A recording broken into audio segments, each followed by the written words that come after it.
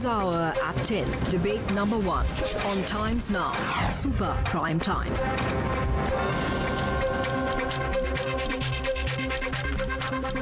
All right, joining us on the debate, we have Tehseen Poonawalla, political analyst, Kahleeq Rehman, leader TRS, Syed Aslam Pasha, spokesperson JDS, Malvika Avinash, spokesperson of BJP in Karnataka. My first question is to you, Sanju Verma, national spokesperson of the BJP. It looks like Karnataka's loss could well be Telangana's gain. You know, Padmaja, Mr. D.K. Shivakumar waxing eloquent about how the Congress is going to come back to power in Karnataka and investors are going to come rushing to Karnataka. You know, it's a lot like living in La La Land, because I just need to educate, the Congress and some of its leaders who are certainly living in an imaginary world. The fact of the matter is that Karnataka's gross state domestic product, Karnataka state GDP today is the 6th largest in India at more than 18 lakh crore. The per capita income of Karnataka is amongst the top 5 in India at 2,49,000 rupees. During the pandemic, when there was a lot of challenge that was faced by various states, Karnataka managed to buck the trend. So in terms of innovation, inclusivity, good governance, I think the Congress is the last party which should be lecturing the BJP, point number 1. Point number 2, I sort of witnessed this banter and camaraderie between Karnataka's D.K. Shivakumar and K.T. Ramarao of the TRS. All I can say is that both these parties have been electorally vanquished in recent elections and are trying to feed off each other. Okay. Don't forget that the BJP's first massive victory in Telangana was in November 2020 when we won the Dubakka by-poll. In November 2021, we did a repeat when we won the Huzurabad by-poll in Telangana, which is supposedly a TRS bastion. And I'll just finish by saying one thing. You know, D.K. Shivakumar talking about good governance is so hilarious. It would be funny had it not been so tragically insane. But this is not about D.K. Shivakumar. It is about the TRS, which is in government in Telangana, saying that while you are focusing on halal and hijab, they are focusing on IT and BT. I'll just finish in 10 seconds, Padmaja. Okay. Fine. Okay. Then let me just come to TRS and let me come to what K.T. Ramarao said. K.T. Ramarao said, we believe in innovation. Yes. We believe in inclusive development. So, Mr. K.T. Ramarao, I just have a simple question to ask of you. It is said that after Mumbai's Dharavi, today Telangana's Hyderabad has the largest urban poor population at 23%, which means out of every 100 Hyderabadis, 23 live below the poverty line. And Padmaja, you will be surprised to know that there are 770 notified slums in and around Hyderabad alone, housing more than 9 lakh people. This is the data on the state website. I think K.T. Ramarao needs to visit his own state website. Mr. Kahleeq Rehman, a message for your leader. Mungeri Lal ke haseen sapne. Business is going nowhere and definitely not to Telangana. Mr. Kahleeq Rehman. Yeah, Padmaja, thank you very much for having me on this debate. There was, in fact, a tweet by Mr.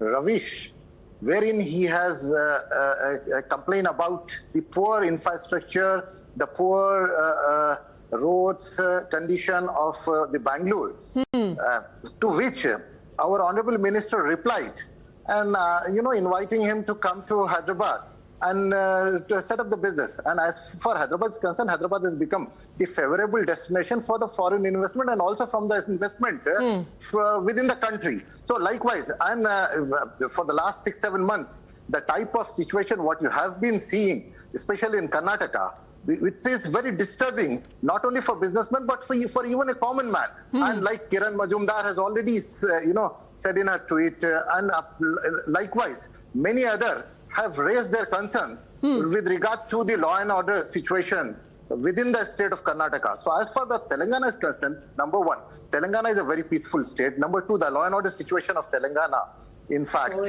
is very stable. Number 3, Telangana offers the inclusive growth.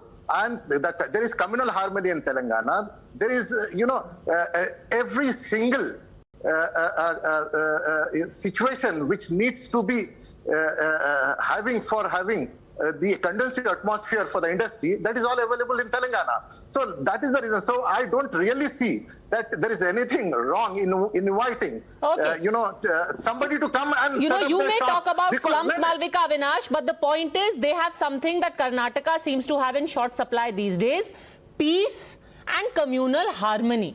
That is their olive branch to investors, saying there is no Hindu-Muslim here, there is no halal hijab here, there is no Bajrang Dal here. We have good business atmosphere. Malvika Avinash. How rich coming from the TRS, which chooses to romance covertly with the AIMIM in the GHMC. However, let me just enlighten my friend from the TRS. During the first 2 quarters of 2021-22, Karnataka accounted for 48% and 41% of the total FDI in India.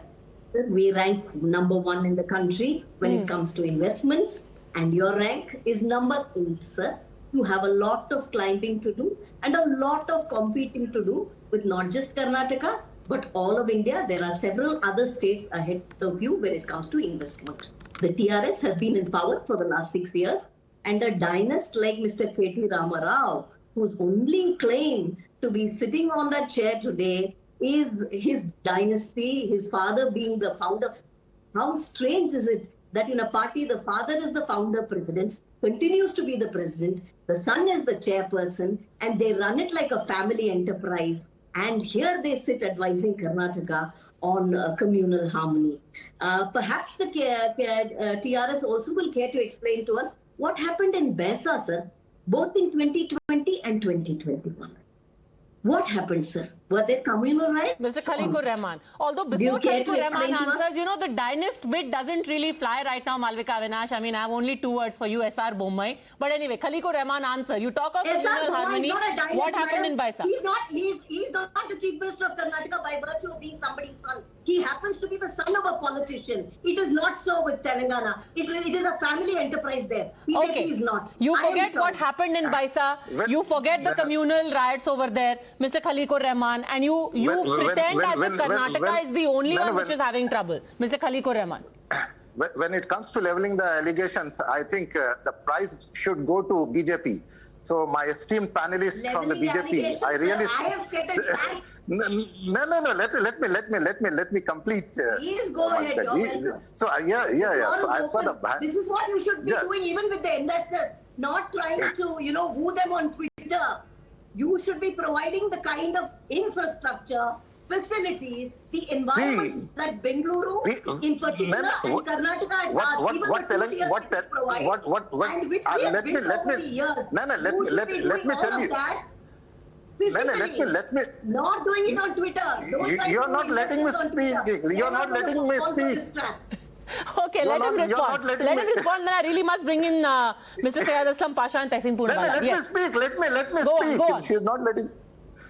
See, when we took over, that is in the year 2014, the Telangana, in fact, the per capita income of Telangana was hardly about 1,24,000. Today it is 2,74,000. And Telangana, in fact, with a population of about 2.5% of the country's population, contributes about 5% to the Indian economy. I mean, so these are the figures which, are important for any investor to come in, actually, besides, the peaceful atmosphere, the conducive atmosphere, the industry. And see, as for the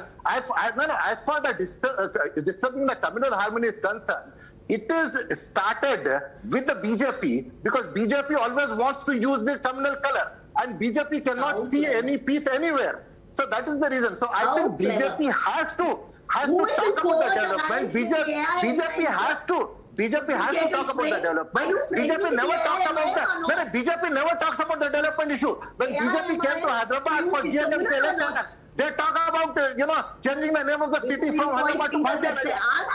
These are the issues that BJP fight. And you tell me which investor would buy these issues from the... Which investor would buy the issues of the BJP? BJP wants to change the name of Hyderabad. From Hyderabad, they want to make it to Bajrang Dal. We don't believe in changing the name. We are the game changers. That doesn't change it. Okay, answer this. Very interesting point, Sanju Verma, that your only pitch is let's change names. Hyderabad to Bhagyanagar, Bangalore to Bengaluru. What's the bigger vision? Yes, talk something beyond that. Padmaja, now please, it's not your turn. Calm down. Okay. I did not interrupt you. I did not interrupt you. Thank you, sir. Padmaja, I would like to correct the TRS panelists. First and foremost, please note that Telangana stands at number 22 in the Human Development Index. Point number 2, Telangana has historically been rich in bauxite, mica, various other minerals, but you have completely, managed to destroy the mining industry in Telangana. Point number 3, I want to ask you one very simple question. Is it true or not that Telangana's public debt today is more than 35% of your state GDP? You are in as precarious a position as Punjab, which was ruled by the erstwhile Congress dispensation. I will end with just one question to you. You said, we have brought in this many crores worth of investments. We are encouraging the information technology industry. Tell me, these are a few names: Bhavani Nagar slum, Valmiki Nagar slum, Siddiqui Nagar slum, Nasheman slum. Some of the biggest slums in and around Hyderabad, thanks to the TRS government, second only to Mumbai's Dharavi. Okay, giving him cover fire is Syed Aslam Pasha of the JDS. Why are you taking side of TRS, Mr. Pasha? You are from Karnataka. Why are you with Telangana? Padmaja, first of all, being a proud Bangalorean, let me talk the best things about Bangalore and Karnataka. Karnataka, the people of Karnataka, the Kannadigas are the pioneers of information technology. This is the land of opportunity. This is called as the capital of startups. Let me also give you the facts. Since Malvika ji is sitting here and Sanju ji is sitting here, I want to give some facts. I want to talk good about Karnataka and Bangalore. 41% of the new ventures which are started in India are from Bangalore, right? People of Karnataka are known for their diversity. People of Karnataka are known for their inclusiveness. People of Karnataka are known for peace and harmony, right? We have seen for the last 4 or 5 months what has happened. Yes, if we had the IT industry in Karnataka is flourishing from the mid-90s, madam. You cannot take the due credit for this. We are the highest tax-paying state because the IT industry is flourishing from the mid-90s, right? You cannot take. And let me tell you, today, the land of diversity, the land of inclusiveness, the land of peace and harmony, there are fringe elements. There are some right-wing goons who are trying to vitiate the atmosphere. There are some right-wing goons which are trying to disturb the social fabric of our fabric of our state. Madam, please have patience to listen. Please have patience. Please have patience, guts to listen to it. Sanjuji, have patience to listen to it. You need to have patience to listen to it. If somebody is trying to vitiate the atmosphere of the state, is it not responsibility of the government to take charge to punish these guys? Instead of doing that, you are adding fuel to the fire. You are adding fuel to the fire. It started with hijab, bro. It went on with boycotting the shopkeepers and traders near the temples and temple fairs. Then it's come to halal meat. What are you talking about? Do you even know what are you talking about? If there is a healthy competition, you need to know the fact there is a healthy competition between Bangalore and Hyderabad. There is a healthy competition between Bangalore and Hyderabad in the IT industry from the late 90s. Are you even aware of it? It is the responsibility of the government to give a conducive environment for business. You need to give a conducive environment for the business. You need to make it easy for business. You need to ensure that there are no products in Bangalore. Pasha, much as you argue that the BJP has radicalized, communalized and in general made Karnataka a worse state as far as business is concerned, do you know that the state's cumulative FDI inflow actually grew over the last 3 years, so much so that it has now accounted for 14% of India's cumulated FDI inflow, and it is third highest in India after Gujarat and Maharashtra. So in terms of business, this radicalized, communalized Karnataka somehow is attracting more people and more foreign investment. Tehseen Poonawalla. You're right, Padmaja, on the data that you've given. But this number 3 spot that Karnataka reached was not yesterday or today under the pathetic leadership of Bomai. It reached in 2008, 2009. You can ask. That is not true. This is the figure for March 2021. That may be the figure for this year. Let me tell you. But Karnataka reached number 3 spot. If I'm look, I cannot debate so this way. So it grew under Mr. Siddaramaiah, but the results started to tell only when the BJP came in power. Okay, no, go on. Please finish. That's not yes, yes. Please let's not heckle. He's finally had his time. Yes. It's number 3. Malvika Avinash, let him please have his say. We have 45% of the nation's total FDI. The problem, Padmaja, is they'll heckle because they don't want to hear data and facts. It's just man ki baat. They don't want to hear kaam ki baat. If she's finished, I'll make my point. You are refusing to listen. You are fallen asleep. I'll give you the points if I'm allowed to speak. Okay, if not, let him start making his points, please. Malvika Avinash, I'll give you time to rebut. Yes, Tehseen Poonawalla. What happened? Kya ho gaya? You were saying BJP will not even reach double digits in Uttar Pradesh. Okay, just a second, please. Let him start. Tehseen Poonawalla, yes, go. Thank you. You still come on national television. Padmaja, empty vessels make so much noise, no? Now let's just me put the points out. Look, here's the point. Karnataka reached number 3 in 2008-2009. Since then, it's maintained the number 3 position, except in a brief period when Yedurappaji was chief minister, it went down to number 4. On every other indices that, this is in FDI, every other indices that Sanju Verma and Malvika ji gave on your show, yes, Karnataka is doing well, but it's actually fallen from being the number 3, number 4 state in the country to number 6 today. So Karnataka has actually fallen on economic indices. You're free to check out the Niti Aayog report on that. Now to the third point that I want to make, which is a more pertinent point. Padmaja, why is it that every time we are on a news channel, the BJP has nothing to showcase if they want to talk about this development? Because when this development is dissected, you see that development has actually fallen in states where BJP is in power. Therefore, it is Hindu, Muslim, Halal, Hijab. They have nothing else to talk. And I will like to end by making. And if I have zero credibility, you should ask Padmaja why she invites me. You said BJP. Okay, just a second, now please. I want to answer that. Point. I want to answer that. Yes, I am not. I want to answer that. Padmaja, please allow me. Okay, answer it. Please. Yes, Sanju Verma. Fat omelette on your face today. You said Congress will win Uttar Pradesh. Can I please speak? Congress will win Goa. Okay, let him please finish making his point. Go on, Tehseen Poonawalla. Are you ashamed of You have to put her volume down. Are you ashamed of your juvenile predictions? I am Sanju Verma. I am absolutely sure that I'm not on a reality show. But you are for some reason acting like somebody who's a comedian on a reality show. So please get out of your comic No. This is only going to go downhill. Please, no individual comments. Please finish your point. Tehseen Poonawalla, finish your point. Let him finish his point. Juvenile. She's used words like juvenile. You get on the show and she proves that empty vessels make the most noise, and only she proves that sound travels slower than light because she appears dumb until she starts talking. Okay. This is really going nowhere. Please, Tehseen Poonawalla, finish your factual point. This is not okay. Yeah. So then put her volume down. Look, on every single indices, of the show.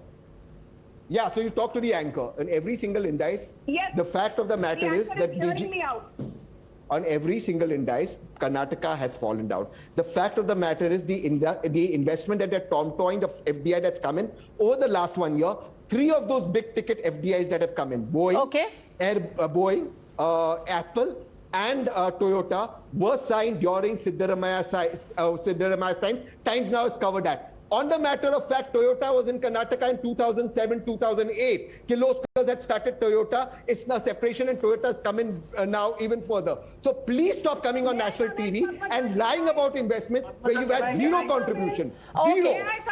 Okay, I'm sorry. I'll really have to thank you at this point because we're being joined by the IT Minister Ashwath Narayan. At this point, as far as the data is concerned, let's cut across to him because the charges are very serious that here bigotry is being given more importance than business.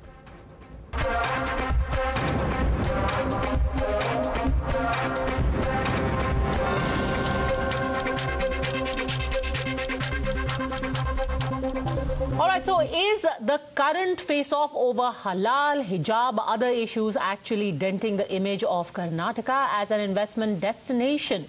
Joining us now is somebody who actually is in charge of the IT portfolio, among other things, Mr. C.N. Ashwath Narayan. Thank you very much for speaking to us. Is business leaving Karnataka because it's more about halal hijab than IT-BT?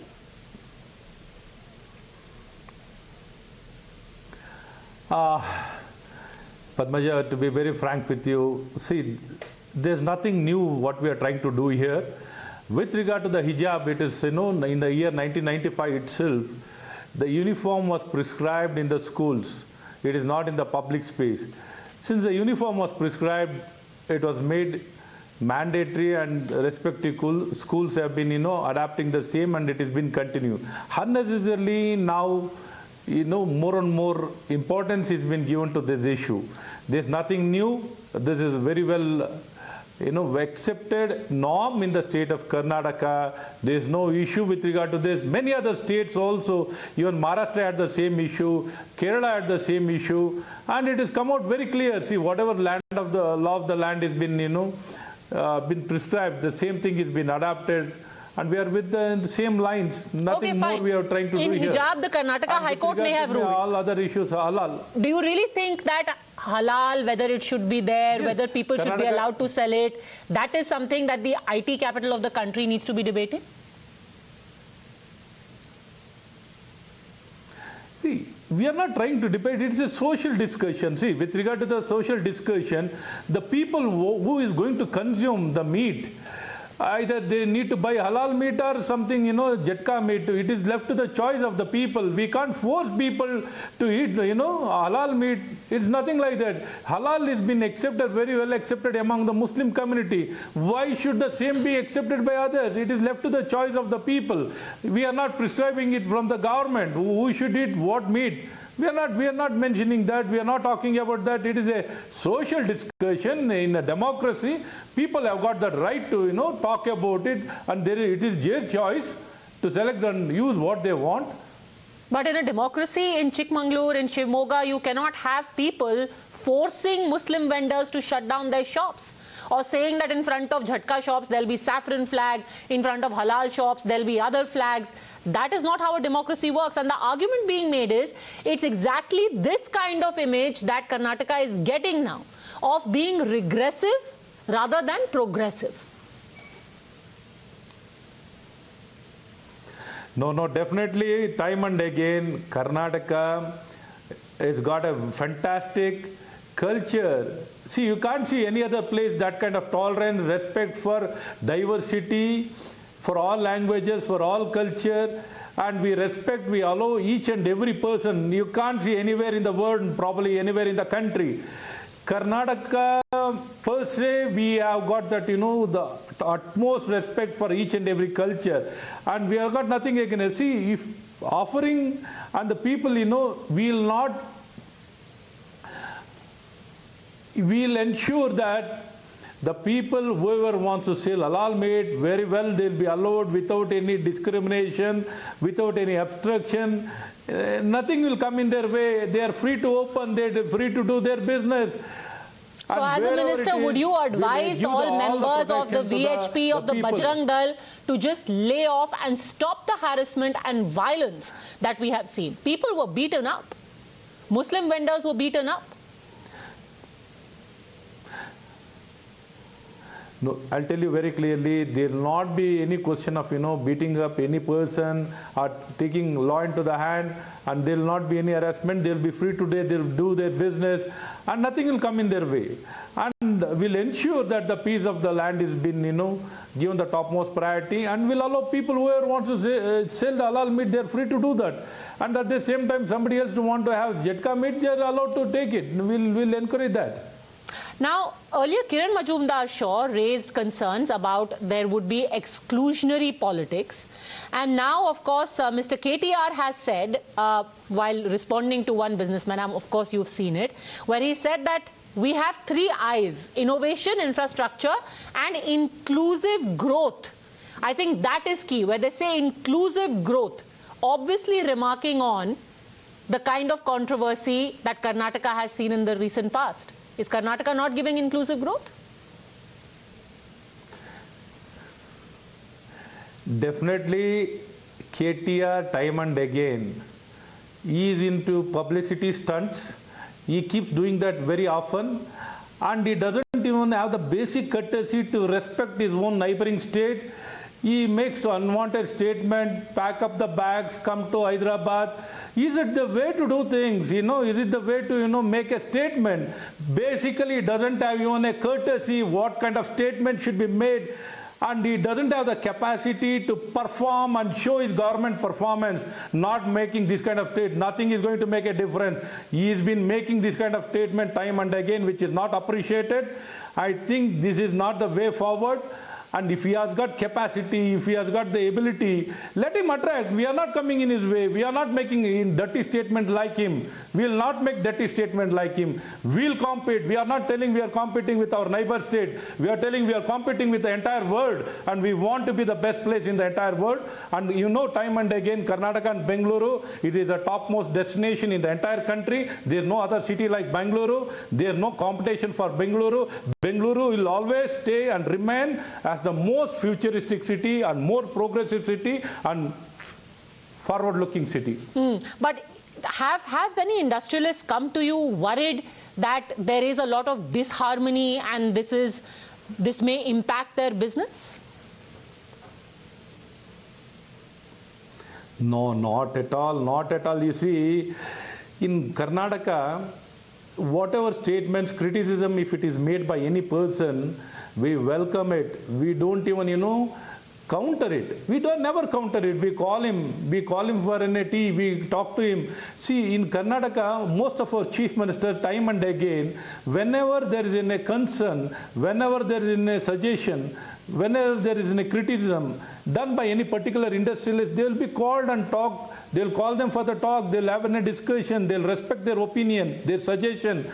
We work very closely with the industry. This is the only state where you can see this kind of cordiality, respect for entrepreneurs, respect for industrialists. If the same statement, what has been made in Karnataka, in any of our neighboring states, they'll be made a mincemeat. You know what they do with them? They don't respect criticism. They don't respect democracy. They only respect autocracy. In state of Karnataka, we don't have all these things. We live with democracy, we respect democracy, we respect criticism, we accept criticism and see how best we can do things. Even if there are some problems, we are willing to set it right. Nothing you can't see anywhere else. So you don't think that in the run-up to elections next year, this is going to get even sharper? This entire Hindu-Muslim issue, which started from coastal Karnataka, from Udupi, Mandya, is going to spread to other parts of the state, because that's what you're being accused of. This is not coincidence. All of this is happening because you want this to become polarized. No. Basically, I'll tell you very clearly, we are not for any of the issues to be raked up. See, this is existing. The norms and the laws and the rules were existing, and we are not trying to rake up anything. It has happened naturally, and some of the people were trying to rake up this kind of issues. Some of the people with some interest. As a state government, as a government, never ever we have got into this aspect. See, whatever norms have been prescribed, we are trying to follow that. And some of the political parties, some of the political parties are trying to rake up, and we are telling, don't get into all these things. Let us protect and ensure that the harmony is there. That is the way forward, and we respect all community, all religion, all caste, all languages, and we have got nothing against anybody. We have got no hatredness. We respect each and every culture. You respect people's right to consume halal meat? Each and every culture. You respect people's right to consume halal meat? Yeah, definitely. Yeah, definitely. Whoever is, their practice, their right is there to consume halal. When somebody else has, practice of consume something, jetka meat, and some people take halal meat, they are free to do that. We are not going against anybody. Okay, if you say so, but if people are trying to foist their decision or their choices on any one community, especially if there is violence, the state cannot be a mute spectator. You assured action. Thank you very much, Mr. Ashwath Narayan, for speaking to us.